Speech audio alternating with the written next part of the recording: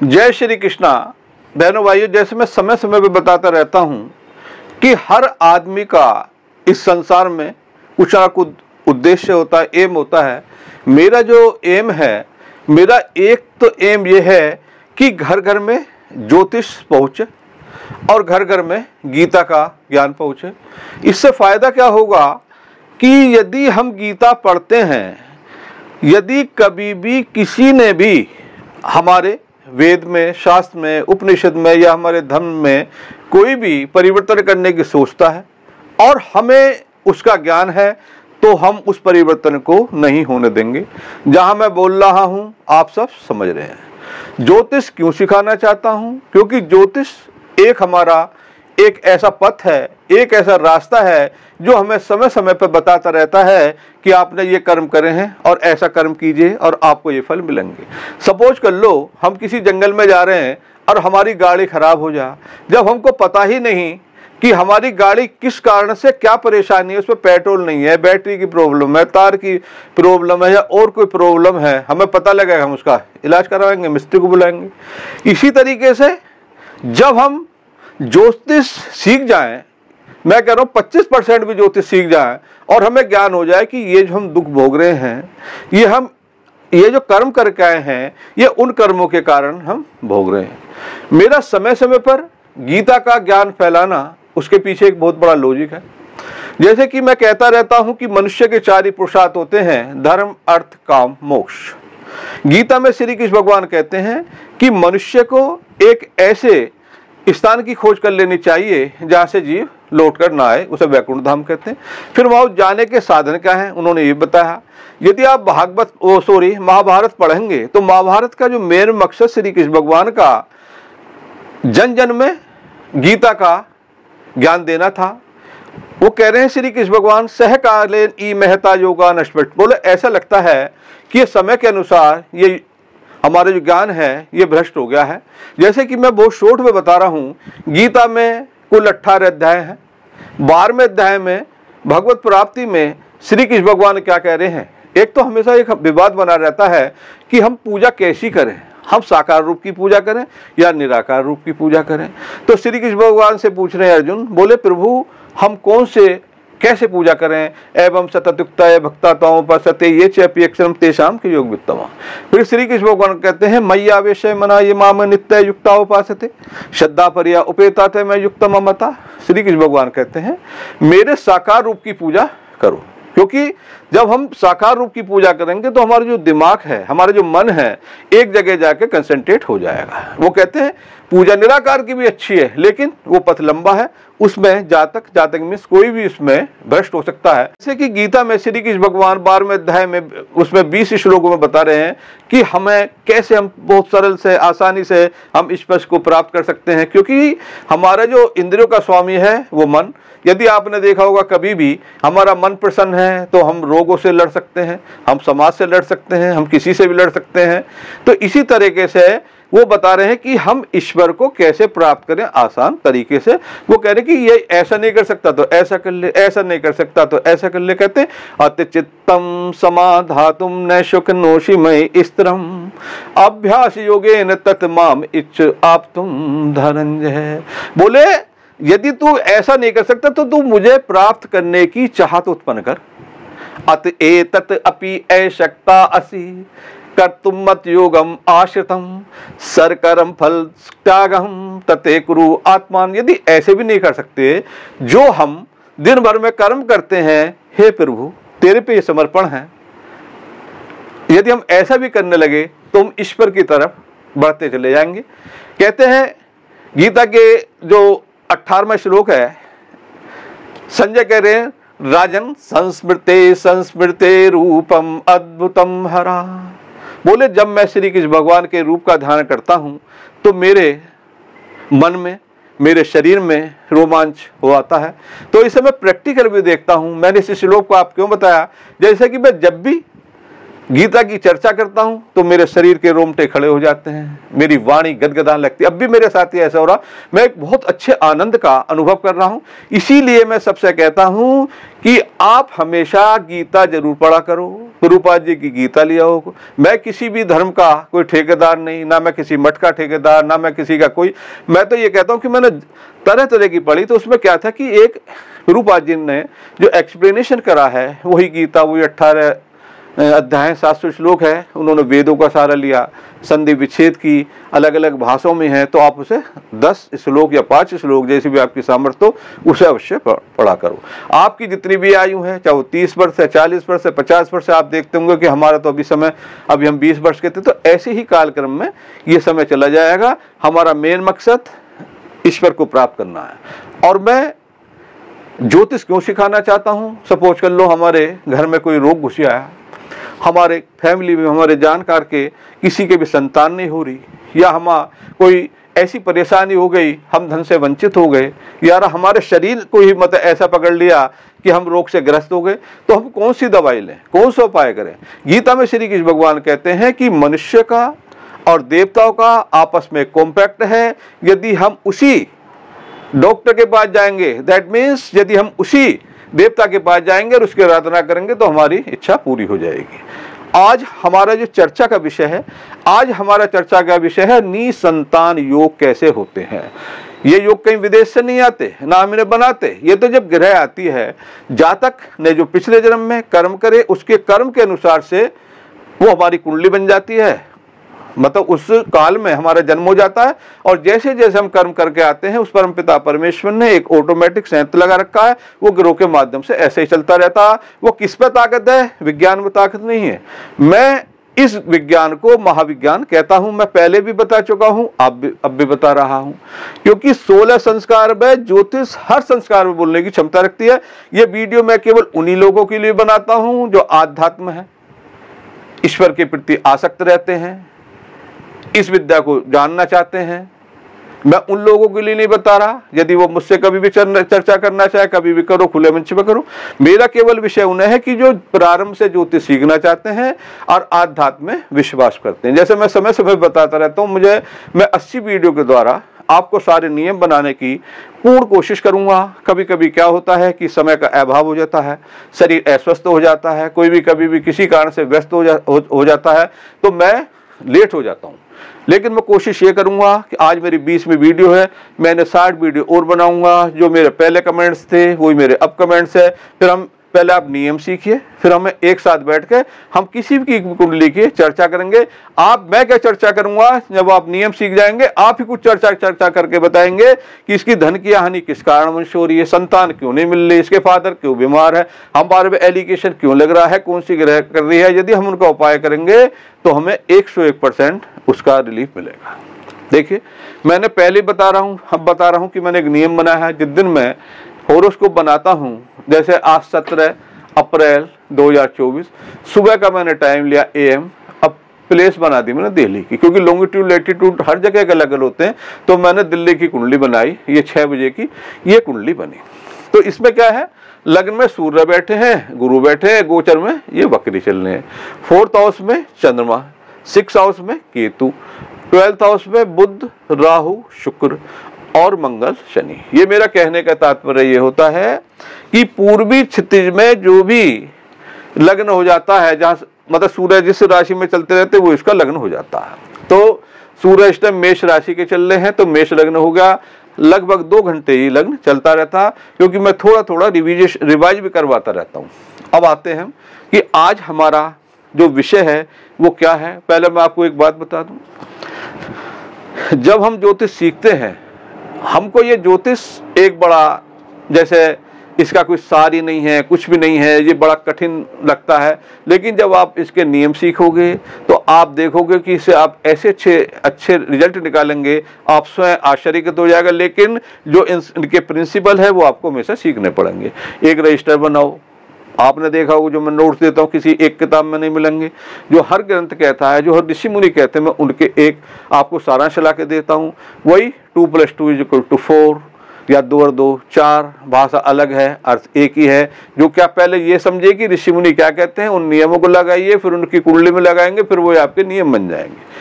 आज हमारा विषय है, क्लास हमारी 20, सब्जेक्ट है निसंतान योग। जैसे हम कभी भी किसी कुंडली का एनालिसिस करते हैं तो हमेशा 3 चीज़ों का हमेशा ध्यान रखो, भाव, भाव का कारक, भाव का स्वामी। जैसे कि आज हम पंचम भाव में कर रहे हैं, सबको पता है, मैं ये आपको बता चुका हूं कि संतान हम किससे देखते हैं, संतान देखते हैं पंचम भाव से। पंचम भाव क्या है, ये जातक के पूर्ण कर्म भी है, जो पिछले कर्म में आता उसी के रूप में संतान भी प्राप्त होती है, वहीं से एजुकेशन प्राप्त होती है। लेकिन आज हम चर्चा कर रहे हैं केवल संतान में। तो हर चीज के लिए हम 3 चीज देखेंगे भाव में, पहले भाव, भाव का कारक, भाव का स्वामी। अब जैसे कोई आपके पास आया कि गुरुजी मुझे संतान के विषय में देखना, कौन सा भाव देखेंगे, पंचम भाव देखेंगे। पंचम भाव का कारक कौन सा है, गुरु है। ये मैंने आपको सिखाया, फिर सिखाऊंगा। भाव, भाव का कारक, भाव हो गया पंचम, इसका कारक है जुपिटर, बृहस्पति। अब यहाँ कौन सी राशि पड़ी है, यहाँ 5 नंबर पड़ी है, तो इसके स्वामी हो गए सूर्य। तो हम एक तो पंचम देखेंगे, उसके कारक को देखेंगे, उसके स्वामी को देखेंगे। हमेशा ध्यान रखना, जब भी आप संतान के विषय में कोई भी प्रेडिक्शन करना चाहते हैं तो हमेशा दोनों पति पत्नी की कुंडली देखना अनिवार्य होता है। हमारा शास्त्र क्या कहता है, हमारा शास्त्र कहता है कि मेल जो है वो बीज है और फीमेल जो है वो भूमि है। आपने अगर देखा होगा व्यवहारिक जीवन में, कहते हैं यत् पिंड तत् ब्रह्मांड पिंड, जैसी चीज एक चीज ऐसी सभी चीज है। यदि हमारी भूमि अच्छी होगी और हमारा बीज भी अच्छा होगा तो बीज फले फूलेगा। यदि हमारा बीज ही बेकार है, मिट्टी हमारी अच्छी, जब भी कार्य नहीं होगा, दोनों में से एक भी गड़बड़ हो जाएगी तो मामला फेल हो जाएगा। इसीलिए पहले जो डॉक्टर होते हैं, वैद्य होते थे, वो पहले दोनों का ही वो इलाज करते थे। यदि किसी कारणवश कोई प्रॉब्लम है, ज्योतिष से ये पता लग जाएगा कि हम कौन सी ग्रह का ऐसा दान करें। डॉक्टर भी काम कर रहे हैं, वैद्य भी काम कर रहे हैं। एस्ट्रोलॉजर के पास कब जाता है, जब सारे फेल हो जाते हैं। तो हम, लेकिन ये बताता है कि सपोज कर लो पंचम भाव राहु केतु के एक्सिस में आ गया, तो राहु को क्या बताया, एक सांप है। तो हम कहते हैं कि जो पिछले जन्म में हम गलत कर्म करे आए हैं वो उसके कारण हमें नहीं मिल रहा। पंचम भाव राहु केतु के एक्सिस में आ गया, हम कह देंगे पितृ दोष आ गया। मतलब दैट मीन्स कि हम उसके के द्वारा हम उसे रेमेडी बताएंगे, और जो कमी है वो डॉक्टर तो पूजा करेंगे। जब आप कहेंगे कि आप तो इस देवता की पूजा करिए, आपको 100 नहीं 101% सफलता प्राप्त होगी। आप ये भी कह देंगे कि ज्योतिष शास्त्र मना कर रहा है, या ज्योतिष शास्त्र उस समय कह रहा है, या ज्योतिष शास्त्र कह रहा है ये उपाय करो। तो आज हम किस चीज में संतान के लिए कौन कौन से चीजें देखेंगे। एक तो देखेंगे हम लग्नेश, एक देखेंगे पंचमेश, एक देखेंगे सप्तमेश। अब देखो यहाँ एक रहस्य आ गया, सप्तमेश क्यों देखेंगे, सप्तमेश तो स्पाउस है। बिल्कुल सही कह रहे हैं। लग्नेश जातक खुद होता है, सप्तम उसका स्पाउस है, स्पाउस की भी कुंडली देखो, और सप्तम भाव में जो क्या स्थिति उसे भी देखो, और पंचम भाव को देखो। मैंने यही लिखा, मैं अपने पास से कुछ नहीं लिखता, जो शास्त्र कहता है मैं वो लिखता हूँ। वो कहते हैं कि लग्नेश, पंचमेश, सप्तमेश निर्बल नहीं होने चाहिए। मैं आपके लिए नोट्स तैयार करता हूँ, फिर बार बार कहता हूँ एक रजिस्टर बनाओ, उन्हें लिखो। जब आप 80 वीडियो में आपको सारे नियम सिखा दूंगा, फिर मैं कह दूंगा आप खूब किताब पढ़ो, जो उनसे आपकी इच्छा हो। लेकिन होता क्या है कि यदि आप सब किताब पढ़ोगे तो आपको कुछ नहीं मिलेगा, पढ़ के देखो, क्योंकि नियम याद नहीं करोगे। जैसे जैसे मैं पढ़ाता जाऊं उसके आप रजिस्टर में नोट करो, उनके नियम याद करो, फिर आप उन्हें कुंडली में लगाएंगे, फिर हम उन्हें वर्गों में भी देखेंगे, फिर उनके दशाएं में देखेंगे, फिर उनकी गोचर भी देखेंगे। आप देखेंगे रिजल्ट बहुत बढ़िया आ जाता। अब हम यही चर्चा हम कागजों में करेंगे, मैं आपको नोट्स भी दूंगा, अब इन्हें याद करो।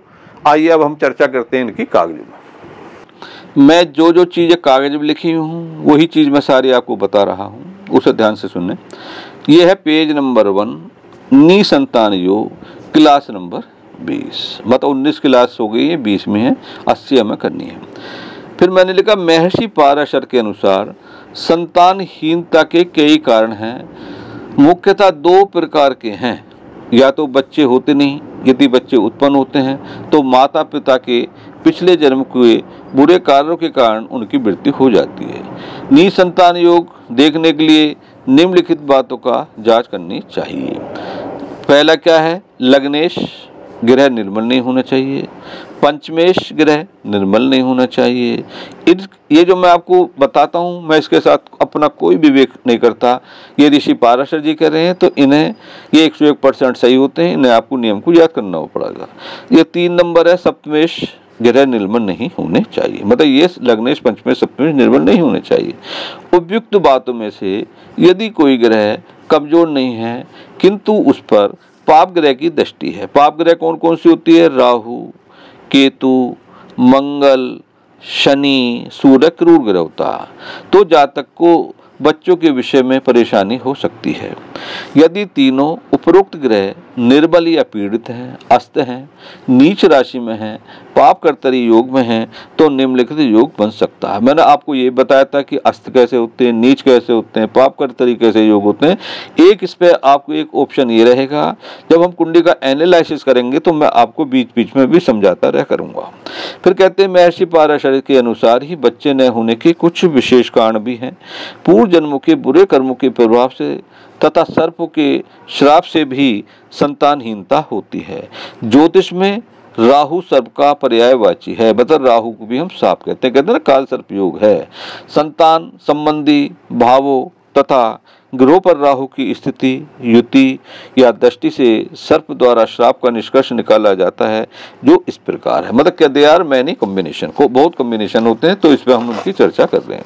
यदि पंचम भाव में है और मंगल की दृष्टि उस पर है तो बच्चों की क्षति होगी।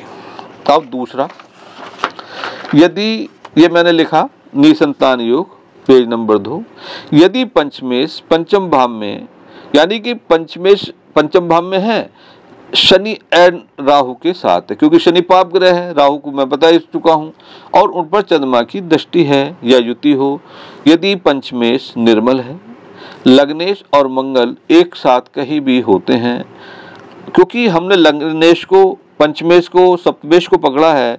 जब लग्नेश किसी भी भाव में मंगल के साथ हो गया तो लग्नेश तो पकड़े गए, मतलब क्षति हो रही है। तथा संतान कारक बृहस्पति राहु के साथ हो तो सर्प शाप के कारण बच्चों की क्षति होती है, जिसे एबॉर्शन भी कहते हैं। इसके अतिरिक्त माता या पिता के श्राप, मामा के श्राप, बुरी स्त्रियों के श्राप, देवी देवताओं के श्राप, दुष्टात्माओं के साथ जैसी अन्य बहुत से श्रापों का वर्णन महर्षि पाराशर जी ने किया है। हमेशा ध्यान रखो, यदि हम अपने माँ बापों का निरादर करते हैं, आप ये मत समझना कि ये आप छुटकारा पा जाओगे, जरूर पकड़ेंगे। ये इनके जो श्राप हैं, जो इनकी आत्मा दे रखी है, उनका हमें सामना अवश्य करना पड़ेगा। तो इसीलिए हमारे जो माँ हैं, बाप हैं, या जो भी हम हमारे बुजुर्ग हैं, हमें सबकी इनकी इज्जत करनी चाहिए। किसी कारणवश हमारे माँ बाप नहीं रहे तो आदत को सुधार लो, जो हमारे बुजुर्ग हैं उनका आदर करना चालू कर दो, तो धीरे धीरे श्राप से आप मुक्त होना चालू हो जाओगे।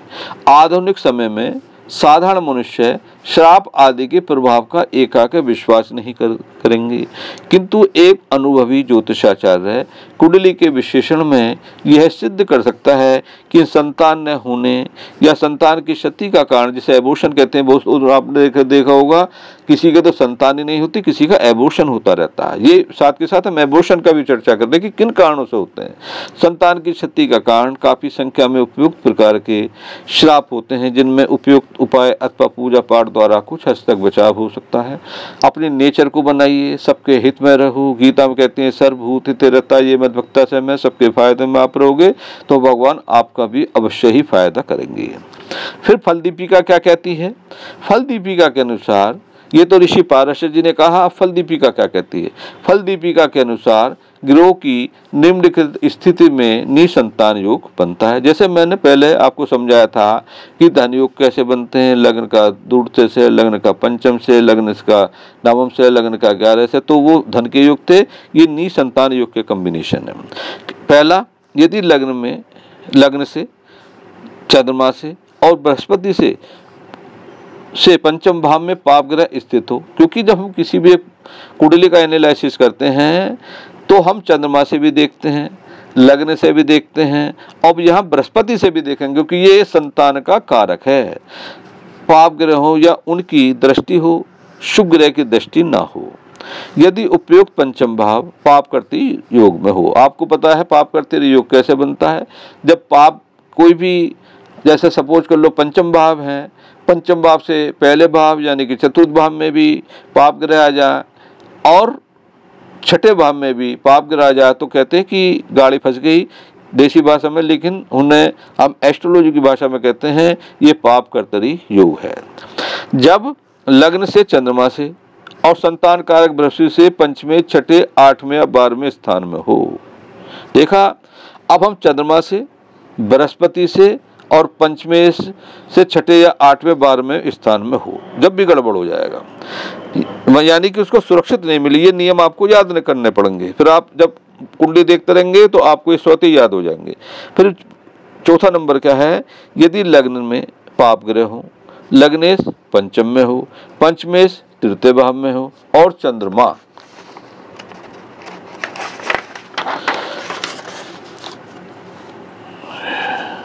अब आते हैं 5 नंबर में, यदि ये मैंने लिखा निसंतान योग पेज नंबर 3, यदि चंद्रमा पंचम भाव में है, विषम राशि में, विषम राशि कौन सी होती है, 1, 3, 5, 7, 9, 11, अथवा विषम राशि के नवांश में, नवांश में भी देखना चाहिए। मैं नवांशा भी आपको बनाना सिखाऊंगा।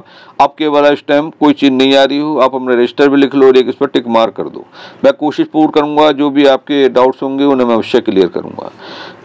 और उस पर सूर्य की दृष्टि हो तो भी व्यक्ति का कोई बच्चा नहीं होगा और वह निसंतान के कारण दुखी होगा। अब क्या कहते हैं, हमने अब सारावली के अनुसार क्या करते हैं, ये भी एक बहुत अच्छा ग्रंथ है। ये क्या करें, इनके अनुसार, सारावली के अनुसार ये जो नोट्स बनते हैं बड़ी मेहनत होती है, इनमें कभी एक किताब में नहीं मिलेंगे। आप अब यदि अच्छे एस्ट्रोलॉजर बनना चाहते हैं तो आप इन नियमों को अवश्य याद करें। सारावली के अनुसार यदि चंद्रमा किसी भाव से छठे भाव में हो तो वह उस भाव के कारक तत्व का नाश करता है। ये इतना महत्वपूर्ण सिद्धांत है। किसी भी भाव से अगर वो चंद्रमा छठा भाव है उससे आ जाओ पहले तो उस भाव का नष्ट अवश्य होगा, जिससे वह छठा है अथवा उस भाव से जिस संबंध का संकेत होता है उसकी आयु को क्षीण कर देता है। जैसे हम एक देसी पहले मैंने आपको जैसे बताया था कि लग्नेश, पंचमेश और नववेश जिस भाव में जाते हैं उस भाव की वृद्धि कर देते हैं, चाहे वो खुद डाउन हो जाए। इसी तरीके से ये 6, 8, 12 के स्वामी जहाँ बैठते हैं उस भाव को पीड़ित कर देते हैं। फिर चिंतामणि के अनुसार संतान के संबंध में यदि चंद्रमा पंचम से छठे अर्थात दशम भाव में हो, अभी आपको ये बातें वो टिपिकल लग रही है, लेकिन आप जैसे जैसे ज्योतिष सीख जाएंगे आपके दिमाग में स्वतः ही बैठ जाएंगी। ज्योतिष सीखना सबसे अकेला काम है, जब आप सीख जाएंगे आप पे उपंग हो जाएगी, आपको ये नियम स्वतः ही क्लियर होते चले जाएंगे। शुक्र यदि सप्तम भाव में हो और चतुर्थ भाव में पाप ग्रह हो तथा लग्नेश बुध के साथ हो, परिवार की वृद्धि नहीं होती और वह समाप्त हो जाता है। क्योंकि दशम भाव पंचम से छठा है तो यहाँ चंद्रमा का होना पंचम भाव के कारक तत्व को नष्ट करके संतानहीनता का योग बना देता है। ये पहले इन्होंने योग लिखा, फिर उन्होंने एनालिसिस कर रहे हैं कि ऐसा हम क्यों कह रहे हैं। चतुर्थ भाव में पाप ग्रह का होना दशम में चंद्रमा पर पाप दृष्टि से संतानहीनता के योग का और प्रभावशाली बना देता है। 12वें भाव में पाप ग्रह की स्थिति से मनुष्य का वंश नष्ट हो जाता है। ऐसा ही बुरा प्रभाव चंद्रमा और बृहस्पति के लग्न भाव में हीन होने से और मंगल या शनि के सप्तम भाव में होने से होता है। पाप ग्रह यदि 12वें भाव में है, 12वें घर में है होने से, जो कि पंचम से अष्टम है, क्योंकि जब हम जाते हैं ना भावम टू भावार्थ, आपने सुना होगा कि हम जब एकादश भाव का एक्सप्लेनेशन करते हैं हम कहते हैं कि ये भाव धन भी देगा, मान भी देगा, प्रतिष्ठा भी देगा, लेकिन रोग देगा, छोटे मोटे एक्सीडेंट देगा। होता भी ऐसा है क्योंकि एकादश भाव छठे से छठे हैं। जो एक्सपर्ट एस्ट्रोलॉजर होते हैं ऋषि पाराशर भी कहते हैं कि हमें भावम टू भावार्थ जाना चाहिए। जैसे कि थर्ड हाउस अष्टम भाव से अष्टम है तो थर्ड हाउस की दशा में भी हमारे छोटी मोटी चोट या बड़ी दुर्घटना का भी भय बना रहता है, जिसे कहते हैं भावम टू भावार्थ। तो संतान की आयु कम होगी या संतान ही नहीं होगी। इसके अतिरिक्त लग्न से अष्टम भाव में पाप ग्रह हो और दूरते भाव कुटुंब का नाश होना, क्योंकि दूरते भाव कुटुंब का होता है, अर्थात संतान नहीं होगी। इसी प्रकार से पाप ग्रह चतुर्थ में हो, क्योंकि ये जो हमने कॉम्बिनेशन लिखे अब ये उनके एक्सप्लेनेशन कर रहे हैं कि हम ऐसा क्यों कर रहे हैं। तो क्योंकि यह पंचम से 12 में है तो पंचम के कारक तत्व को नष्ट कर देता है। हम वही नियम अपना रहे हैं, जहां चंद्रमा होता है उससे पहले जो छठा भाव आ जाएगा तो उसके कारक नष्ट हो रहे हैं। ये उसी चीज का एक्सप्लेनेशन कर रहे हैं। इसी प्रकार पाप ग्रह लग्न भाव, 12वें भाव, पंचम भाव या अष्टम भाव में हो तो संतान की उत्पत्ति नहीं होने देते और बहुत बाधक सिद्ध होते हैं। जैसे कि मैंने बताया कि इसके कॉम्बिनेशन क्या है, जैसे हमने कुंडली में पढ़ा था कि राजयोग कैसे बनते हैं, धनयोग कैसे बनते हैं, अरिष्ट योग कैसे बनते हैं, तो उसी प्रकार से ये कॉम्बिनेशन है। जब मैं पहले बताया था कि अगर आप ज्योतिष सीखना चाहते हैं तो संयम रखें, क्योंकि ये आगे आगे ये टिपिकल होता चला जाएगा। हमारे जो बेसिक फंडे हैं वो हमेशा हमें ध्यान रखने पड़ेंगे कि कितनी ग्रह होती हैं, कहाँ उच्च का हो जाता है, कहाँ नीच का हो जाता है, का कैसे अस्त हो जाता है, धनयोग कैसे बनते हैं, अरिष्टयोग कैसे बनते हैं, शादी का समय कैसे बनता है। आपको गोचर लगाना भी सिखाऊंगा। आपका मैं केवल यह चीज़ बताना चाह रहा हूँ कि आप यदि अगर ज्योतिष सीखना चाहते हैं तो संयम जरूर रखें, नियम याद रखें। जब नियम हमें याद हो जाएंगे, आपके द्वारा ही उस होरोस्कोप में वही नियम लगाएंगे जो 16 संस्कार हैं, प्रथम से एंड तक की हर जगह ज्योतिष बोलने की क्षमता रखते हैं। आप ही कुंडली देखेंगे और आप ही बताएंगे। हमेशा ध्यान रखो, यदि आप संतान के विषय में किसी भी प्रेडिक्शन देना चाहते हैं तो केवल एक की कुंडली नहीं देखेंगे, आप दोनों की कुंडली देखेंगे। क्योंकि एस्ट्रोलॉजर के पास कब आता है, एस्ट्रोलॉजर के पास जब आता है जब सारे डॉक्टर फेल हो जाते हैं, वेद फेल हो जाते, डॉक्टर फेल हो जाते हैं, आयुर्वेद फेल हो जाता है, जो जब आते हैं तो हमें उनके बारीक का देखना। हम ये भी बताएंगे कि आप इतने दिन रुकिए। अभी जैसे हमने चर्चा करी थी काल सर्प योग में, पंचम भाव राहु केतु के एक्सिस में आ गया। हम कहेंगे कि आप पितृ जो हैं उन्हें मनाइए आप, या आपने को ये उपाय करने हैं, या आपको इस देवता की उपासना करनी है, और जब आपको सफलता मिलेंगे शीघ्र ही 21वें वीडियो में और चर्चा करेंगे फिर ज्योतिष की। जय श्री कृष्ण भगवान की।